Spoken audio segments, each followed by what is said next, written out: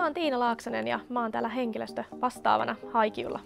Meillä on meidän henkilökunnalle sellainen mahdollisuus ottaa sairaalle lapselle hoitaja Stellalta kotiin ja se sitten mahdollistaa sen, että tämä henkilö pääsee helpommin töihin ja se arjen järjestäminen on paljon simppelimpää.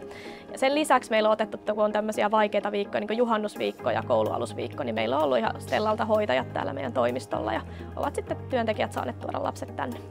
Mun nimi on Antti Toivanen ja mulla on 3 lasta ja täällä HIQ:lla vedän meidän integraatioyksikköä.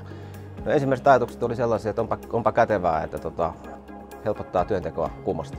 Kun aamulla huomaat, että lapsi on sairas, niin mitä sitten seuraavaksi tapahtuu? Nyt siihen on selvät konstit ja keinot firman puolesta.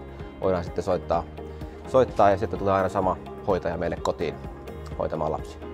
Ihmiset on tykännyt siitä, että sieltä tulee aina sama hoitaja, jos mahdollista, ja sieltä tulee hyvät kirjaukset siitä, että mitä on tehty päivän aikana.